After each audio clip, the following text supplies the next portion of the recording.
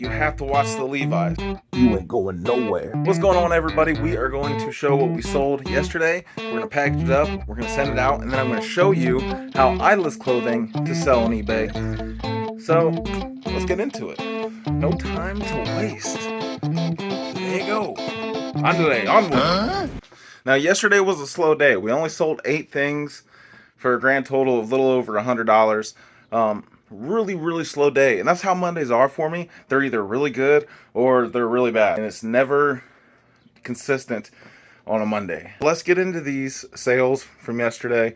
I think the highest one was like 20 bucks, so let's go. First up is Outdoor Life, a large. This is a short sleeve button up. This sold for $11.96 plus shipping. So this was like the dollar shirt. This is what I was talking about. This is one of the things that I bought for like $1, and I knew I could sell it for like around the $12 area. So I'll make, I don't know, like $7 in the end on this. So I'm still making money. It's just if you're gonna do it full time, you gotta make more than that. And then we have these SAS loafers.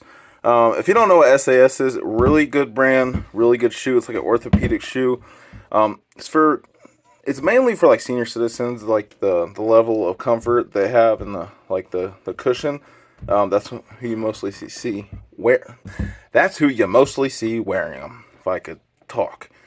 And these are in pretty good shape, but those sold for $19.71 plus shipping. Some of SAS's, if they're almost brand new, you can get 50, 60 bucks out of them. These ones are a little worn, they're a little older. These ONeill board shorts sold for $12 plus shipping. I bought these for $1 also. So it seems that everything that I buy for $1 is selling for $12 at the moment. This is a Brooks Brothers quarter zip sweater. I don't usually pick up Brooks Brothers anymore, but if it's like a quarter zip sweater, if it's the 356 brand, then I'll pick it up. This one, as you can see with the tag, just regular Brooks Brothers. It's not 356, but that sold for $12 plus shipping. That's why I don't really pick them up. I did buy this for $1 also. Everything pretty much that you see I bought for $1 except for these and a couple other things. But these 3 right here I bought for $1 and they all sold for $12. Then we have these Croc sandals. This was kind of a bad buy. I thought these would go for more than what they did. I had them priced up, wasn't getting any looks. Brought the price down. They ended up selling for $11.99 plus shipping. Same thing, 12 bucks. This is the $12 pile right here, $12. I paid $5 for them, so not a good deal at all. I'm not going to pick these up anymore unless they're like a bigger size. I think it's the size that really got me. They're size 10. Well, I'm talking out of my ass. What? Right now, because these aren't that bad of a size. It might be the wear. Yeah, definitely the wear. I've already packaged up the sensor. When I bought this, I couldn't find another one on eBay that sold. I still picked it up. There was other types of those selling, so I figured this one would sell in the long run. And it did for $18.91 plus shipping. There's one more thing. It's a Harley Davidson shirt. I'll put it up here. It's right there. That sold yesterday. The buyer got a hold of me and said, can you please ship this out as soon as possible so I can get it by Thursday? I really need it by Thursday. It's like, fine. I threw it in with the other stuff. I literally shipped it out yesterday, and it says delivered. So they got it this morning already, first thing. It's crazy. They live in Ohio. So they live in, gosh, I forget, Plain City. I think that's only a couple hours away from me, so it makes sense. Stuff needs packaged up like always, so let's get it. Ready? 3, 2, 1. Happy New Year! I ran out of USPS shoe boxes, so I had to bring out another pack of them. But I figured this was a good time to let people know about the free boxes that USPS gives you. I know the majority of the people already know. There's a lot of YouTubers, a lot of reseller YouTubers, and all of them, say the same thing about these. This is the best thing you can do for yourself if you are a reseller, is to go on USPS.com, go to the shipping supplies, and get your free boxes, because you're saving a lot of money. They usually come within a week, and you can't go wrong. I also decided that I would show you how I put shoes in here. I put, packing paper, throw the shoes in, another piece of packing paper, shut it up, and you're good to go. It's that easy. So I tape it that way, and then also across. I know a lot of people think that's a waste of tape, but I just don't want to take the chance of it opening up. That's what I did, and then I do a couple little tricks, you know, little tricks with the boxes. All right, so now we are going to list, and what you saw over there was where I list like the hard goods, the shoes, the small stuff like that. It doesn't need to be laid flat. Now, the one that I showed in my last video is the one where I do the clothing, and I'm going to show you how I do each piece of clothing. Now, I do it from my phone. Obviously, I'm going to use my phone to record this, so I'm not actually going to be taking pictures, but I'm going to do everything and show you exactly what I take pictures of, how I lay it down, and how I can get every angle so they can see everything about the piece of clothing that I have listed. I got this piece of board from where I used to work at BDL. We used to get these on trucks, and most of them were dinged up or something was wrong. This one was pretty good except for the scribbles at the corner, but I can live with that because it kind of blends in. So I'm going to lay it down, make sure it's flat. I'm going to make sure both sides are even. So I lay it down and I grab it with both thumbs and I stretch it out to where both thumbs are like on the same thread on different sides, and then I know that I have it flat. There we go. This one's kind of wrinkled, but it should be all right. Now I would take a picture from up top and get the whole angle from up top.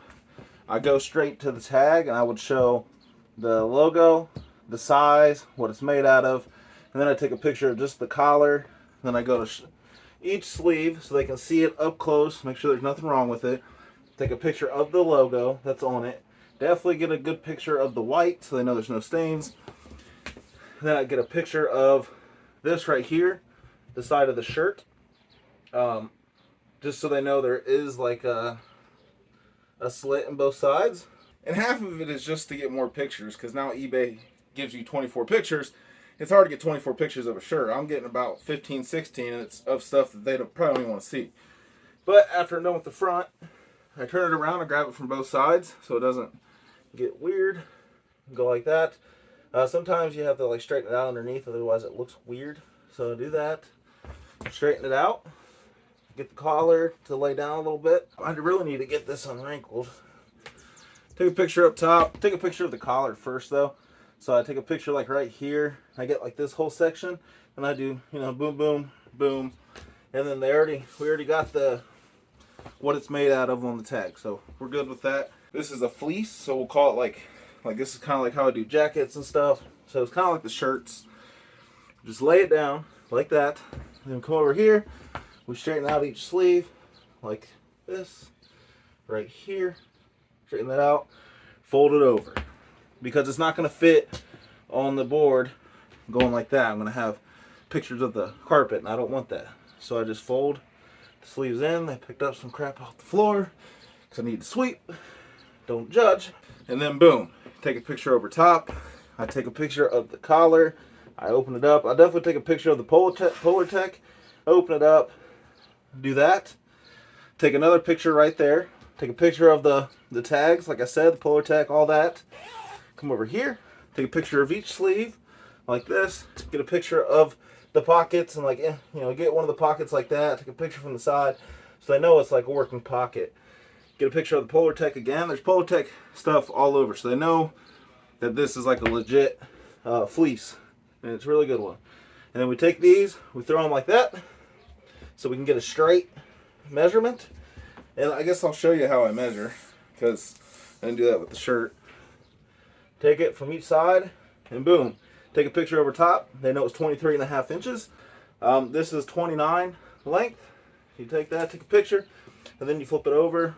Take a picture of the collar, the sleeves, throw those over, and I take a picture of the whole thing right there so they can see everything. And then I might take a picture of the inside just so they know what it looks like.